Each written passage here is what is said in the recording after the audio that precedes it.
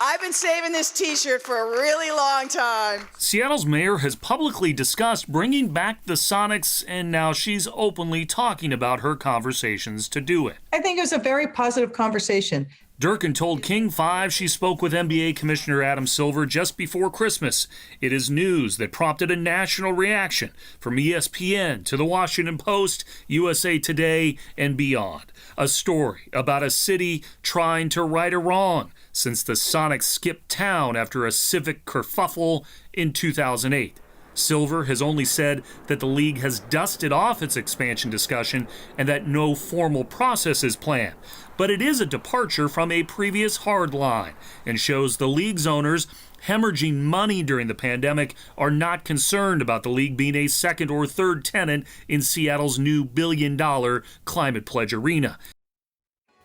Yes, this is the Seattle Supersonics.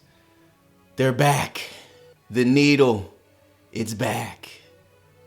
They have no championships. But Kevin Johnson is their point guard.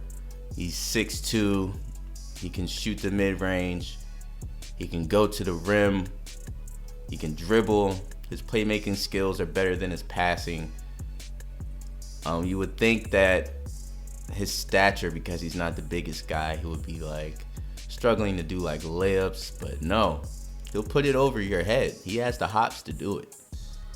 There's a good amount of highlights of Kevin Johnson just putting it over niggas' head. So, yeah, he was a very microwave type scorer. Once he got on, there was no stopping him.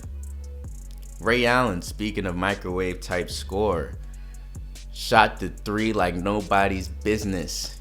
He was the bridge after Reggie Miller and before Steph Curry. But he did play a little bit more versatile than Reggie Miller. Reggie Miller didn't put the ball on the ground the same way he did, but their catch and shoot game was the exact same. What you're watching right now is Ray Allen hitting 8 threes in the fourth quarter, overtime, and second overtime. Okay, so when I talk about microwave and consistency, you know, there's plenty of documentaries of Ray Allen just telling people his regimen just remains the same. He shoots the ball the exact same way, no difference in his jump shot. That's what got him the championship when he was on the Miami Heat. When Chris Bosh threw the ball to him in the corner, he did the exact same shot that he did. Oh my God, that he did. Yo, Steve Nash's defense is beyond terrible, by the way. But yeah, he knows how to score. He was on He Got Game as a young guy. As a young guy, he had hair. Back when he had hair, he was putting it over niggas' heads, dunking on people, doing the most. But could also shoot. But as he got a bald head, he just really got uniform and military with his shooting and became a three-point god before Steph Curry came and took all of his shit. Michael Redd, speaking of the shooters, Michael Redd can also put it on the floor. He can go to the rim. He wasn't going to put it over your head. He wasn't athletic enough to really start doing shit like that. But when I say his catch and shoot game for the three was crazy, when I say his catch and shoot game for the mid-range was nuts, he can also dribble, shoot the three, dribble, shoot the mid-range. He was the number one guy on his team. Andre Kirilenko, AK-47 from Russia. That's where AK-47s are from. 6'9", 230, put it over your head. His main attribute was defense. His defense was out of this world. His blocking, his steals, and just guarding the best player on the team, that went to Andre Kirilenko. He also went to the rim with recklessness. Wilt Chamberlain, everyone knows him for scoring 100 points in a game. 7'1", 280. The man was a phenomenon. Honestly, his numbers, if you look at them, are like beyond like legendary shit. It's almost like Fable type shit. But he actually did this shit. You know what I mean? And it's even more surprising the support they had for their shoes and him doing this for such a long time. And just everything. It sucked back then. And you doing that is nuts. Doug Christie. Some people know him, mostly females know him from a reality show, him getting bitched by his wife, and shit like that. But Doug Christie, 6'7", around like 210, had a very enigma style of play and energy. He wasn't exactly the rowdiest, but he wasn't the quietest. He wasn't exactly the best shooter, but he can shoot. He wasn't exactly the most athletic, but he can dunk. He was in the dunk contest. He wasn't exactly a superstar, but he was always going head to head with them.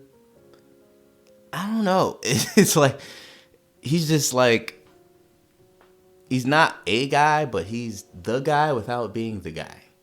Ricky Rubio, 6'3", from overseas Spain, can pass the ball like nobody's business. Yusuf Nurkic from overseas, 6'11", can shoot and rebound. Derek White, 6'4", combo guard, can dribble, shoot, and pass. TJ McConnell, 6'2", point guard, can play defense and pass. Brandon Clark, 6'7", can play the 3, play the 4, maybe the 5.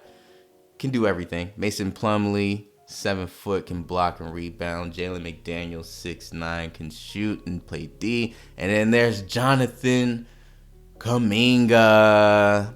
I know he's a bench player. I know he's a rookie. But man, that guy has hops.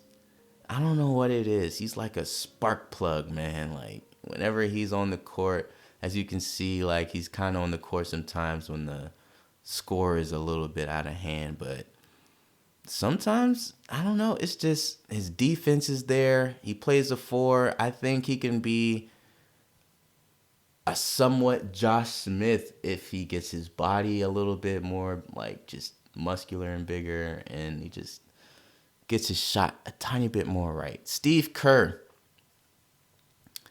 Told you all the role players that are best in management. It was the noted three-point shooter Danny Ainge who said, "You can't win a championship unless you can shoot the 3. His Phoenix Suns set a new NBA record for threes last year and came within 2 games of winning that title.